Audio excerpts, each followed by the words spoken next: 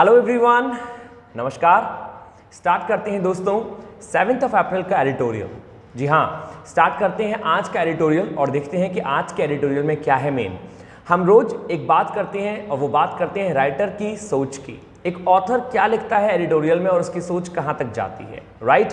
तो आज हम वही सोच को बात करेंगे, उसी सोच की, और उसी सोच को देखेंगे और उसी को एक्सप्लेन करेंगे कि भाई किस मुद्दे के बारे में बात की गई है। लेकिन हाँ, उससे पहले हम बात करेंगे इसमें यूज़ हुई वोकैबुलरी की, कि जो वोकैबुलरी यूज़ हुई है, ऐसी वोकैबुलरी जो आम तौर पे हम डेली बेस पे यूज़ नहीं करते हैं, आखिर उनके क्या मीन है और पैसेज में उनके मीन कैसे लगाए जाते हैं। हो सकता है कि कुछ वोकैबुलरी कॉमन हो जो आपको आती हो, लेकिन कुछ वोकैबुलरी जो यहाँ पे मेरे कुछ दोस्त नए होंगे उनके लिए बिल्कुल नहीं होंगी।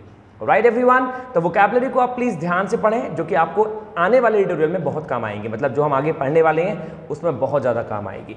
और एडिटोरियल स्टार्ट करने से पहले, वोकैब स्टार्ट करने से पहले मेरी वही सेम चीज़, आप में से जितने भी लोग नए हैं या फिर जिन्होंने इस चैनल को सब्सक्राइब नहीं किया है, प्लीज़ डू सब्सक्राइब। सब्सक्राइब करना आप बिल्कुल ना भूलें। आप सब्सक्राइब पहले कर दें। भाई देखो, सब्सक्राइब बहुत कम करते हो यार, तो सब्सक्राइब कर दें, लाइक भी करें और प्लीज़ शेयर करना ना भूलें, जितना ज़्यादा आप शेयर कर सकते हैं। राइट, चलिए स्टार्ट करते हैं आज का एडिटोरियल और देखते हैं कि क्या है आज के एडिटोरियल में मेन और कौन सी वोकैबुलरी है मेन। आइए।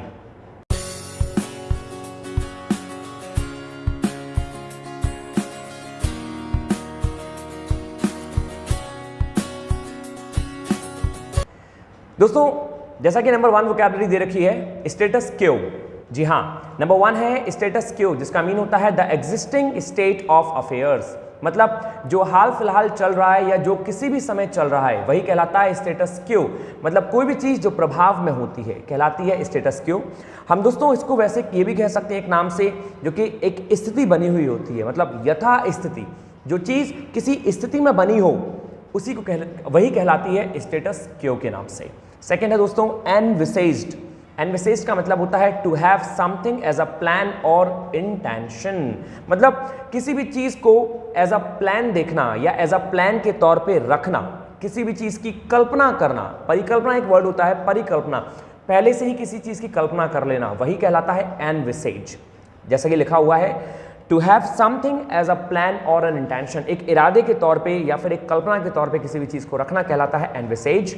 नेक्स्ट है दोस्तों कंट्रोवर्सीज। कंट्रोवर्सीज का मतलब होता है एक विवाद का होना, किसी भी विवाद में पड़ जाना या विवाद का होना कहलाता है कंट्रोवर्सी। जैसा कि मीन दे रखा है यहाँ पे, प्रोलॉन्ग पब्लिक डिसएग्रीमेंट, मतलब लंबे चले आ रहे डिसएग्रीमेंट या हीटेड डिस्कशन, ऐसी चीज़ों के डिस्कशन जो कि हीटेड है, मतलब जिन्होंने गरमाई पकड़ रखी है। गरमाई का मतलब ये नहीं कि कोई कढ़ाई लगा देनी है वहाँ पे, यहाँ गरमाई का मतलब ये है कुछ ऐसे डिस्कशन जो मुद्दे पैदा कर सकते हैं, जो इश्यूज बने हुए हैं, वही कहलाती हैं कंट्रोवर्सीज। नेक्स्ट दोस्तों बैकड्रॉप। ये पहले पैसेजेस में और पहले के एडिटोरियल में भी यूज हो चुका है। बैकड्रॉप का मतलब होता है दोस्तों बैकग्राउंड, पिछला जो बैकग्राउंड रहा है उसे कहते हैं बैकड्रॉप। या द सिचुएशन और place in which something happens, या कोई भी सिचुएशन जिसमें कुछ होता है या पहले कभी हुआ है, वो जो एनवायरनमेंट बन जाता है वही कहलाता है बैकड्रॉप। नेक्स्ट है दोस्तों एप्रीहेंशन। एप्रीहेंशन का मीन्स होता है डर, मन में एक आतंक होना, मन में एक डर होना। एंग्जाइटी और फियर दैट समथिंग बैड और अनप्लीजेंट विल हैपन, कि कुछ गलत होने वाला है या कुछ गलत होगा, यही कहलाता है apprehension, means anxiety. Apprehension means एक डर या आतंक। क्या लिखा है? एंग्जाइटी मीन्स चिंता, और फियर या डर होना दैट समथिंग बैड और अनप्लीजेंट विल हैपन, कि कुछ गलत होगा। अनप्लीजेंट का मतलब होता है असुहावना, प्लीजेंट सुहावना, और यूएन अन लग गया मतलब नेगेटिव चला गया, अनप्लीजेंट जो चीज गलत होने वाली है। नेक्स्ट दोस्तों, नेक्स्ट कॉम्प्लेसेंसी। कॉम्प्लेसेंसी का मतलब होता है सेटिस्फैक्शन, संतुष्टि को कहते हैं कॉम्प्लेसेंसी। तो जो संतुष्टि कहलाती है वो कहलाती है satisfaction. Next rely on. Rely on का मतलब होता है किसी पे डिपेंड करना, किसी पे बेस होना, किसी पे डिपेंड करना, रिलाय। नंबर नेक्स्ट दोस्तों स्केयर मॉन्गर्स। स्केयर जैसा कि इसका मीन है, स्केयर मीन्स डरावना, जो कि डर से भरा हुआ हो, और मॉन्गर्स, मॉन्गर्स मतलब होता है कुछ करने वाला, मतलब कोई चीज़ जो आगे करने वाला हो, जो किसी प्लान को एग्जीक्यूट करने वाला हो।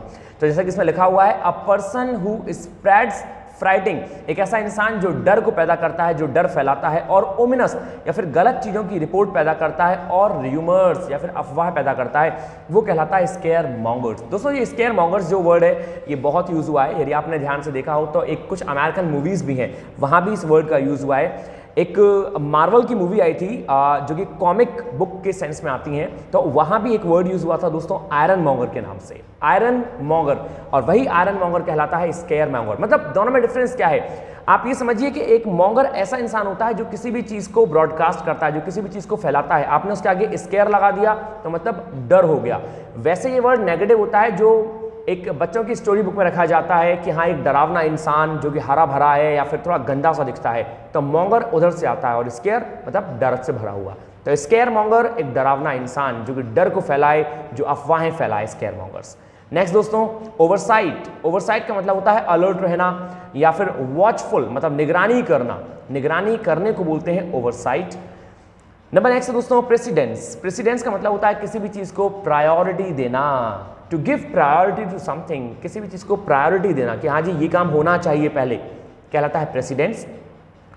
एनविसेज्ड। एनविसेज का मतलब होता है दोस्तों डिजायरेबल फ्यूचर इवेंट या पॉसिबिलिटी, मतलब फ्यूचर में जो चीज होने वाली है, या फिर मैं यूं कहूं किसी भी चीज को कि आपने किसी चीज की कल्पना करी, जैसा कि हमने दे रखा था सेकंड में ही, मतलब हम ये पहले कर चुके हैं, ये यहाँ पे रिपीट हो गया। डिजायरेबल फ्यूचर इवेंट दोस्तों पहले दे रखा था, यदि आप इसका मीन देखेंगे to have something as a plan और इंटेंशन, वही इसका मीन दे दिया है एनविसेज का डिजायरेबल, मतलब डिजायर रखना फ्यूचर के लिए, किसी चीज की कल्पना करना, वही कहलाता है envisages. Same. And the last for today but not least aspect. Aspect means features of something, किसी भी चीज के जो फीचर होते हैं कि हाँ जी इसमें ये गुण है, ये इसके काम ऐसे किए जाते हैं, वही कहलाता है एस्पेक्ट। इसके एस्पेक्ट क्या है, कैसे काम करता है, क्या है इसके फीचर्स, क्या है इसमें गुण। तो aspect means features of something, right, किसी भी चीज के फीचर्स होना। ये थी आज की वोकैबुलरी जो हमारी यूज होंगी आने वाले इस एडिटोरियल में। अब आइए स्टार्ट करते हैं इस एडिटोरियल को और देखते हैं कि क्या कह रहा है हमसे ये एडिटोरियल आज का। रेडी, चलिए। तो दोस्तों यहां से स्टार्ट हुआ हमारा हेडिंग का सिलसिला, सेफ्टी फर्स्ट।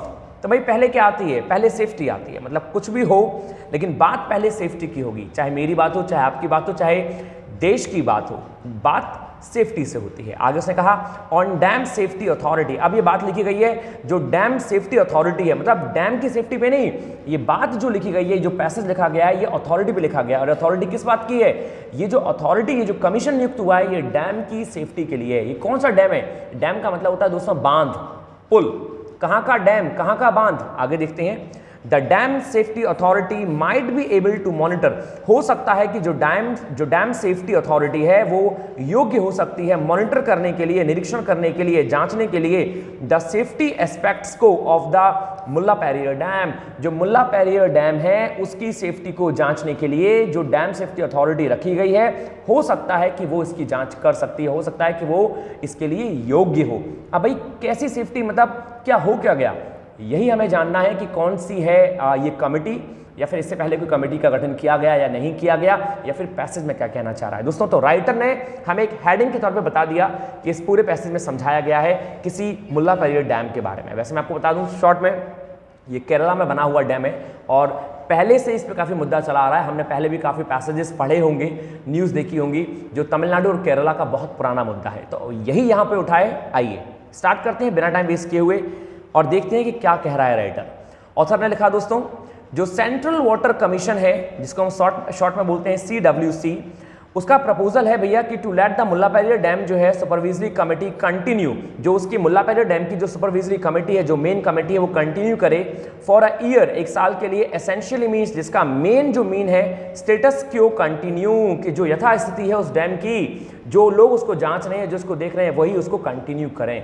मतलब सेंटेंस क्या कहना चाह रहा है, the central water commission proposal. यहाँ पे मैं आपको बता दूं, आपने अक्सर देखा होगा पैसेज में अपॉस्ट्रोफी एस यूज होता है, मतलब क्या बनाया गया है, इसको पॉजेसिव बनाया गया है, किसी का किसी से संबंध जोड़ने के लिए, राइट।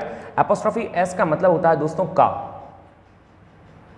ये आपको पता होना चाहिए, का की के मतलब किसी संबंध। तो जो सेंट्रल वाटर कमीशन है उसका जो प्रपोजल है कि भैया क्या कि मुल्ला पेरियर डैम जो है उसके लिए जो सुपरविजरी कमेटी का गठन किया गया है वही कंटिन्यू करे इस साल, इस एक साल के लिए। एसेंशियली मीन्स, जिसका मेन मतलब है स्टेटस क्यों कंटिन्यू, जो यथास्थिति है उस डैम की वैसी ही वैसी कंटिन्यू रहनी चाहिए। मतलब क्यों कंटिन्यू रहनी चाहिए, देखते हैं आगे कहा उसने, ये जो प्रपोजल है, ये जो प्रपोजल दिया गया है किस बात का, कि इसको कंटिन्यू करते हैं, makes the chief secretaries of Tamil Nadu and Kerala accountable. मतलब ये जो प्रपोजल है ये बनाता है कि जो तमिलनाडु और केरला के जो चीफ सेक्रेटरीज हैं वो अकाउंटेबल हैं, उनका उत्तरदायित्व है, वही इसके लिए रिस्पॉन्सिबल हैं, और प्रोवाइड करता है for the participation of technical experts, और प्रोवाइड करता है कि जो टेक्निकल एक्सपर्ट्स हैं मतलब बांध को बनाने वाले या फिर इसमें भाग लेने वाले वो इसमें पार्टिसिपेट करें एज अ पैनल मेंबर, मतलब इस कमेटी के एज अ पैनल मेंबर वो इसमें भाग लें,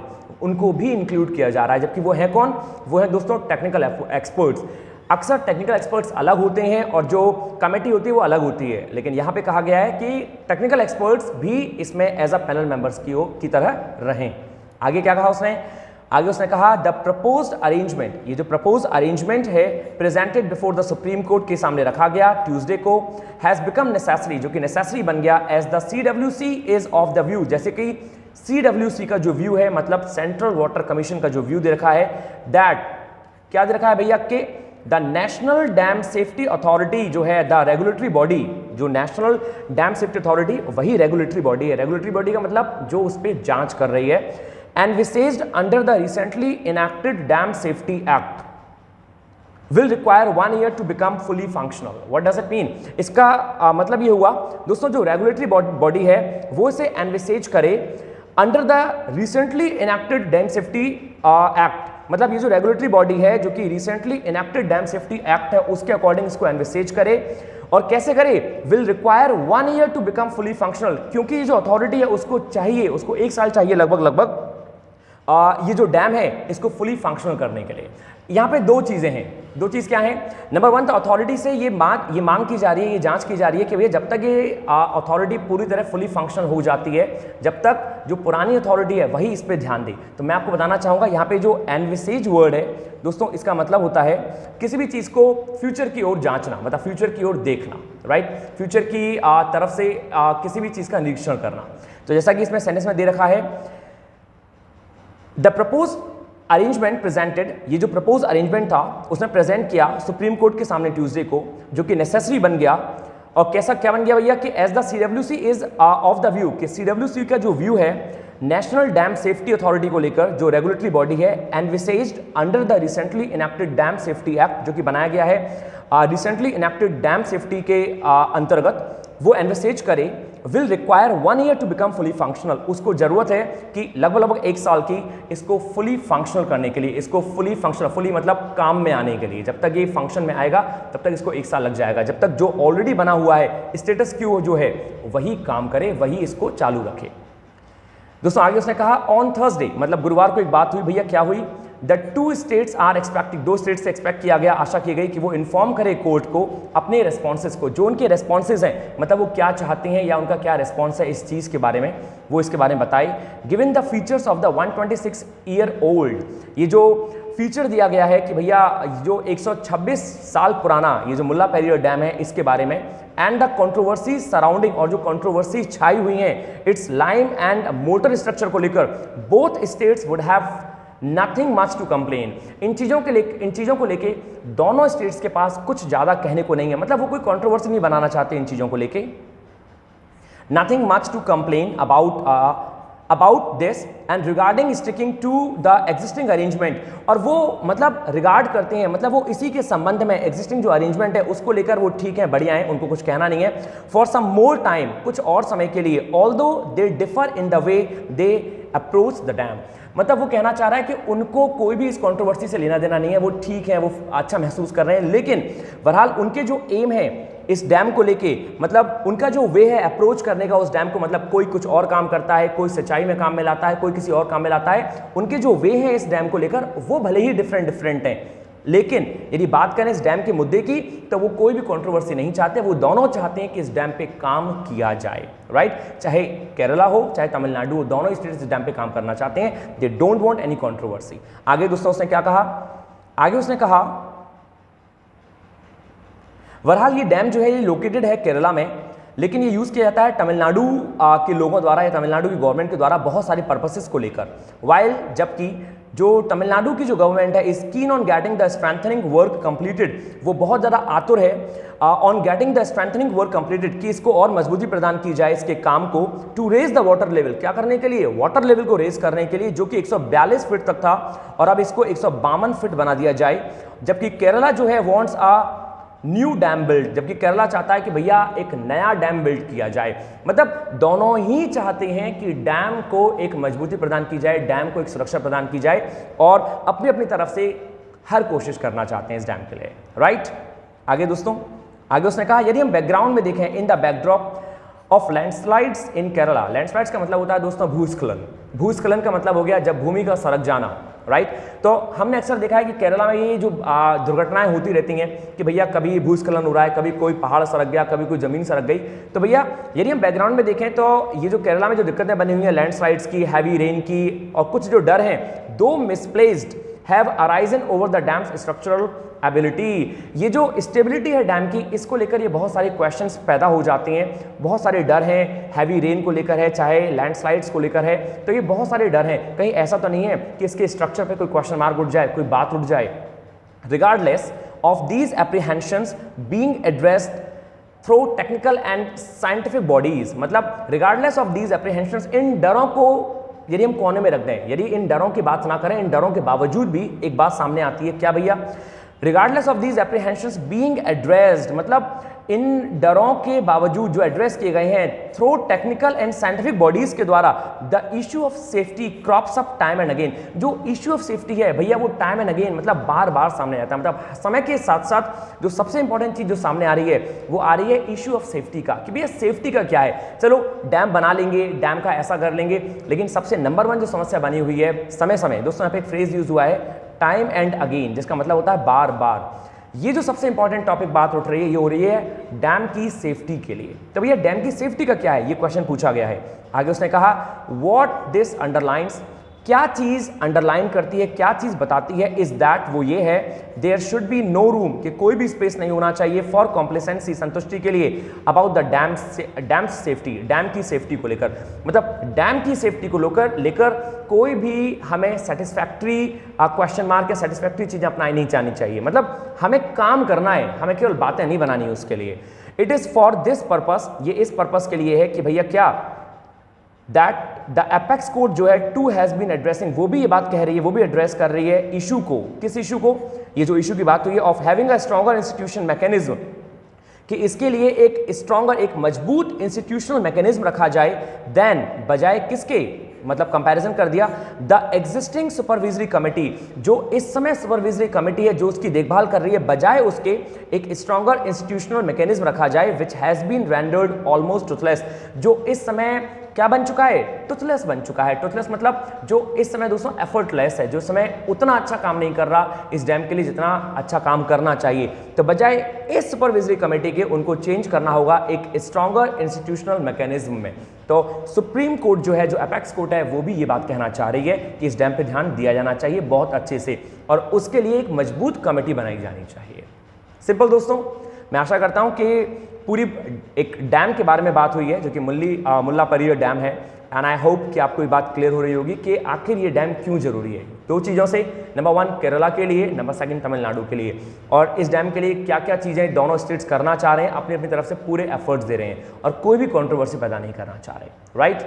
आगे देखते हैं दोस्तों, आगे उसने कहा आइडियली स्पीकिंग, मतलब हम इसको यदि बुद्धिमानी से कहें और बुद्धिमानी से कहते हुए या फिर बहुत ही स्पष्ट रूप से कहते हुए, जो अथॉरिटी है would have been well suited to handle, जो अथॉरिटी रखी गई है वो बहुत ही वेल सूटेड है, वेल एप्रोप्रिएट है इन इश्यूज को क्या करने के लिए, हैंडल करने के लिए, कंसर्निंग किस चीज के बारे में, मुल्ला पेरियार, मुल्ला पेरियार जो डैम है इसको कंसर्न करते हुए जो अथॉरिटी रखी गई है वो वेल सूटेड है, वो वेल एप्रोप्रिएट है, एज द एक्ट एम्पावर्स, जैसा कि ये जो एक्ट है ये एम्पावर करता है, ये शक्ति प्रदान करता है the body to perform the role of the state dam safety organisation in the context, मतलब इस कॉन्टेक्स्ट में ये जो एक्ट है ये एम्पावर प्रदान करता है state dam safety organisation in the context because the NDSA, क्योंकि जो एनडीएसए जो ऑर्गेनाइजेशन है वो अज्यूम करता है कि जो रोल है एसडीएसओ का, जैसा कि एसडीएसओ दोस्तों दे रखा है स्टेट डैम सेफ्टी ऑर्गेनाइजेशन, फिर से कहना चाहूंगा बिकॉज क्योंकि जो एनडीएसए है उसको लगता है कि जो रोल है एसडीएसओ का फॉर अ डैम के लिए located in one state and owned by another, वो एक स्टेट में तो उपस्थित है और दूसरे स्टेट के द्वारा क्या किया जाता है, दूसरे स्टेट के द्वारा ओन किया जाता है। सेम चीज केरला में ये उपस्थित है और ये ओन किसके द्वारा किया जाता है दोस्तों, ये दूसरे स्टेट मतलब तमिलनाडु के द्वारा ये ओन किया जाता है, मतलब इसके काफ़ी चीज़ों को यूज़ किया जाता है, इसका जो अधिकार है वो तमिलनाडु पर भी है। बट लेकिन as more time is required, लेकिन जैसा कि हम जानते हैं कि इसके लिए बहुत अभी समय की ज़रूरत है, to have the authority fully in place, authority जो है उसको फुली प्लेस में आने के लिए द सेंटर हैज़ चूजन, तो सेंटर ने चूज कर लिया है to rely on the existing structure, कि वो जो एग्जिस्टिंग स्ट्रक्चर है, जो भी स्ट्रक्चर बना हुआ है उसका, उसी पे रिलाई किया जाए, उसी पे थोड़ा भरोसा रखा जाए, with the respective chief secretaries.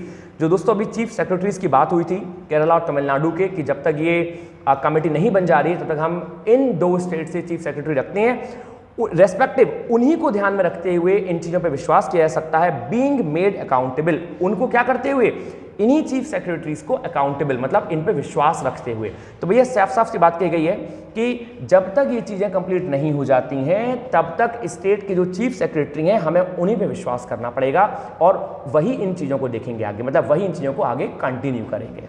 Simple दोस्तों, मैं इस मैसेज का आपको मीन बता देता हूँ।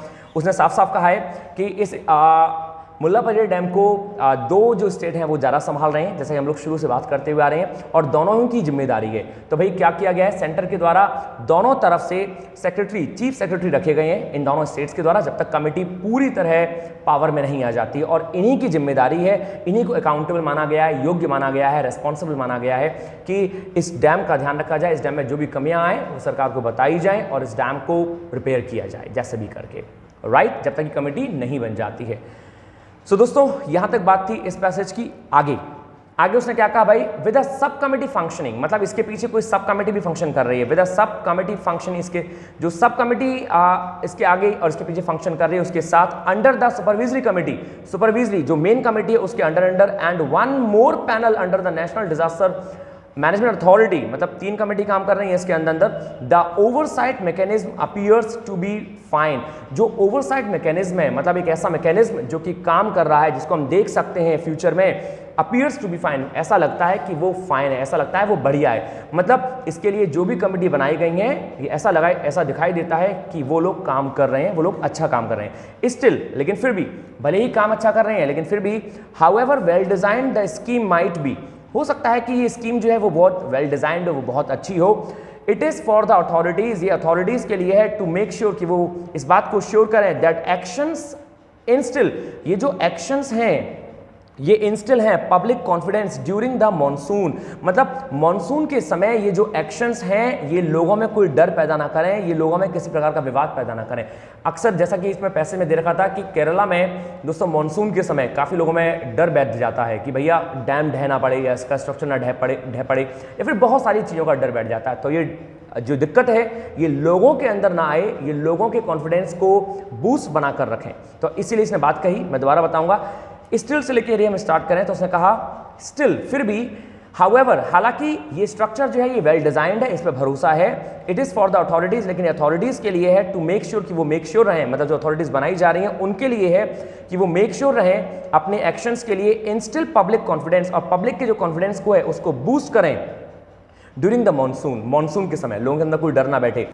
When the issue of safety in Kerala acquires precedence, जब बात आती है दोस्तों कब, जब केरला की सेफ्टी की बात आती है, जब केरला की बात सामने आ जाए कि भैया कि हाँ केरला की सेफ्टी की बात हो रही हो, तब ये चीज़ें काम आएंगी, तब ये चीज़ें सामने आती हैं। मैं दोबारा आपको इसका मीन बता देता हूँ दोस्तों, स्टिल से, आप स्टिल से सेंटेंस को देखेंगे ध्यान से, स्टिल, फिर भी, however well design the scheme might be, कितनी भी वेल डिजाइंड हो ये scheme, it is for the authorities, ये फिर भी अथॉरिटीज पर डिपेंड करता है, अथॉरिटीज के लिए है कि to make sure their actions, कि वो अपने एक्शंस को मेक श्योर कर लें, अपने एक्शंस को बहुत ध्यान से जांच लें, परख लें, किस चीज के लिए, एक्शंस इंस्टिल पब्लिक कॉन्फिडेंस, जो कि पब्लिक में कॉन्फिडेंस भरेंगे, मतलब अपने एक्शंस को देख लें क्योंकि उनके ही द्वारा पब्लिक में कॉन्फिडेंस भरा जाएगा इन चीजों को लेके। ड्यूरिंग द मानसून के समय पब्लिक जो है, जैसा कि मैंने आपको बताया, बहुत ज्यादा फियरफुल हो जाती है हर चीज को लेके, चीजें ढह जाएंगी, तो उन्हीं पे डिपेंड करती है, अथॉरिटी पे डिपेंड करती है बात कि वो अपने एक्शंस को देख लें, जांच लें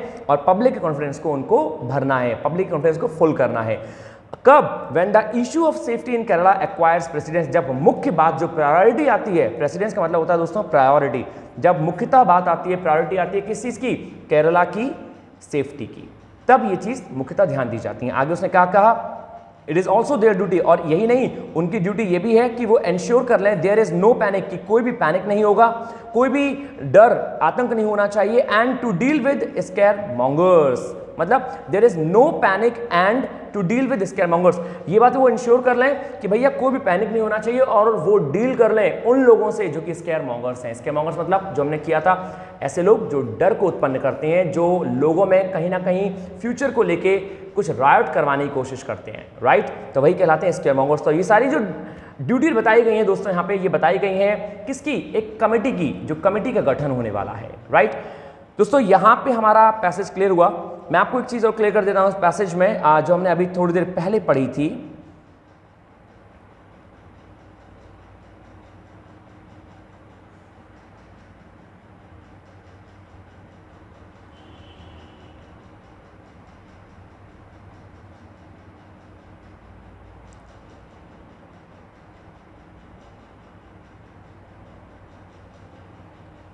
दोस्तों इसी लाइन में मुझे लगा कि कहीं एक छोटी सी बात इसमें मिस हो रही है। जो प्रपोज अरेंजमेंट है, मतलब जो अरेंजमेंट प्रपोज किया गया था, इस लाइन को यहाँ से देखेंगे यदि आप थोड़ा, जो प्रपोज अरेंजमेंट है presented before the supreme court, जो कि सुप्रीम कोर्ट के सामने रखा गया ट्यूसडे को, हैज़ बिकम नेसेसरी, वो नेसेसरी बन गया, एज द, जैसा कि CWC जो है इज ऑफ द व्यू, उसका जो व्यू है क्या है कि जो नेशनल डैम सेफ्टी अथॉरिटी है, द रेगुलेटरी बॉडी, जो रेगुलेटरी बॉडी है, envisaged under the recently enacted dam safety act, जिसको क्या किया गया है दोस्तों, जो बनाई गई है, एनविसेज मतलब जो बनाई गई है, किसके तहत, under the recently enacted dam safety act के तहत, विल रिक्वायर 1 ईयर, मतलब ये जो अथॉरिटी है उसको 1 साल लगेगा। मैंने आपसे कहा था कि दोनों चीजों को 1 साल लगेगा, एक्शन में डिपेंड करती है बात अथॉरिटी पर, तो ये बात यहाँ पे कह रहा है कि उस अथॉरिटी को 1 साल लगेगा टू बिकम फुली फंक्शनल। लगभग कोर्ट ने कहा है कि भैया 1 साल तो लगेगा इसको फुली फंक्शनल होने पर। जब तक ये फंक्शनल नहीं होगी, जब तक किनका काम है, जो स्टेट के द्वारा बंदे नियुक्त किए गए हैं उनका काम है कि वो इन चीजों पे ध्यान दें, राइट एवरीबॉडी। तो ये थी आज के पैसेज की बात, एडिटोरियल की बात जो हमने समझी, और हमने देखा कि आज का एडिटोरियल जो था फुली दोस्तों फंक्शनल था, किस चीज़ को लेकर, मुल्ला पेरियार डैम को लेकर, केरला और तमिलनाडु। तो फिनिश करते हैं, और मैं आशा करता हूं कि आपको बहुत अच्छे से समझ में आया होगा। दोबारा इसको फिर से पढ़िएगा और फिर से देखिएगा कि आपको कितना क्या क्या समझ में आया। सो दोस्तों दैट्स व्हाट ऑल अबाउट। आगे दे रखा है टेस्ट योरसेल्फ, ये वोकैबुलरी है 8, आपको बताना है इन 8 में से कोई भी 6 वोकैबुलरी, और मैं जानना चाहूंगा कि आप में से कितने लोग हैं जिनको कि 8 पता है या इसमें से 6 पता है, राइट। चलिए, सो ये बात थी हमारी आज की एडिटोरियल की, लेकिन हाँ फिनिश करने से पहले सब्सक्राइब करना ना भूलें। यदि आपने अभी भी सब्सक्राइब नहीं किया है तो please do subscribe. So thank you दोस्तों, take care of yourself, stay happy, stay healthy and stay hungry. Thank you, नमस्कार।